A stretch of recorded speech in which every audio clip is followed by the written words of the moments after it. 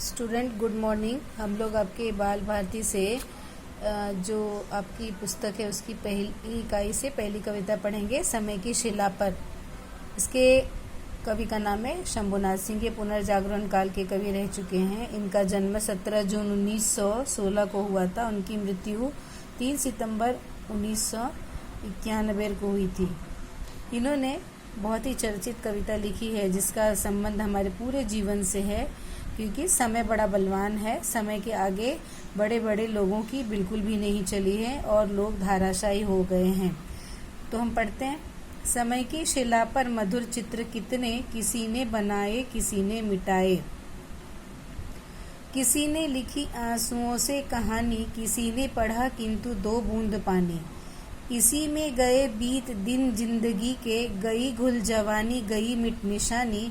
विकल सिंधु साध के मेघ कितने, धराने उठाए गगन ने गिराए। हम लोग अभी इन्हीं पंक्तियों का अर्थ जानेंगे।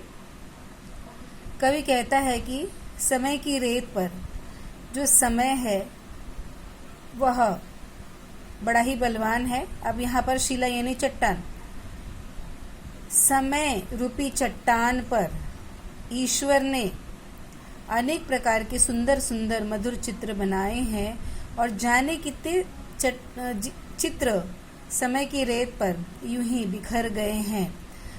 हर व्यक्ति का अपना एक जीवन शैली है। हर व्यक्ति अपने तरीके का चित्र, जीवन रूपी चित्र बनाता है। जो व्यक्ति सकारात्मक होता है वह सकारात्मक चित्र बनाता है, जो व्यक्ति नकारात्मक होता है वह नकारात्मक चित्र बनाता है। दोनों के ही चित्र मधुर होते हैं अपने अपने ढंग से, और दोनों ही मिटते हैं और दोनों ही बिखरते हैं।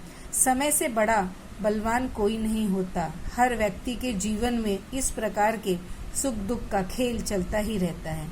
किसी ने लिखी आंसुओं से कहानी, किसी ने पढ़ा किंतु 2 बूंद पानी।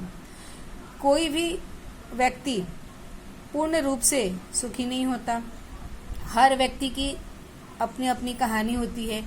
कोई आंसुओं से लबरेज अपनी जिंदगी की कहानी लिखता है और कोई यूं ही निरर्थक आंसू न बहाकर उसे 2 बूंद पानी समझकर यूं ही जाने देता है। लेकिन कटती तो सबकी ही जिंदगी है। मैंने ऊपर की पंक्ति में कहा था कि जो व्यक्ति सकारात्मक होता है वह सकारात्मक चित्र बनाता है जिंदगी की। वह रो रो कर नहीं बिताता अपनी जिंदगी को, वह उन आंसुओं को संभाल कर रखता है, उसे मात्र 2 बूंद पानी समझता है। लेकिन जो लोग नकारात्मक होते हैं पूरी जिंदगी ऐसे ही गुजार देते हैं। इसी में गए बीत दिन जिंदगी के, गई घुल जवानी गई मिट निशानी। जो नकारात्मक लोग होते हैं उनकी जिंदगी यूं ही बेकार हो जाती है। उनके जीवन काल का जो सबसे अच्छा समय होता है, जब वो जवान होते हैं, कर गुजरने की कुछ तमन्ना होती है, उनके द्वारा कुछ करने की इच्छा होनी चाहिए उस काल में, नकारात्मकता के कारण वह मिट जाती है। उनकी पूरी छवि नष्ट हो जाती है। ऐसे लोग अपनी जिंदगी को खराब कर लेते हैं। विकल सिंधु साध के मेघ कितने, धराने उठाए गगन ने गिराए। आपको पता होगा कि बारिश के समय में काले काले बादल जो आसमान में होते हैं वो धरती के द्वारा वहां तक पहुंचाए गए होते हैं। आपने जल चक्र का निर्माण कैसे होता पढ़ा ही होगा कि कैसे जल चक्र का निर्माण होता है। सागर, नदियों का पानी भाप बनकर सूर्य की किरणों के द्वारा आसमान में ऊपर भाप भरी हवाओं के द्वारा बादल बना दिए जाते हैं। अर्थात इस बादल से जो गिरने वाले पानी के बूंद होते हैं उसके लिए सभी प्यासे होते हैं, विकल होते हैं। गगन क्या करता है, सभी के लिए वो जल बरसाता है ताकि सबको पानी एक समान मिल पाए।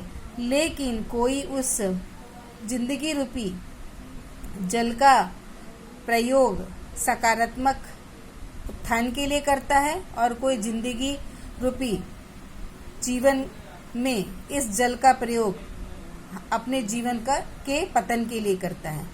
तो विद्यार्थियों, आज हम इतना ही पढ़ते हैं। आगे का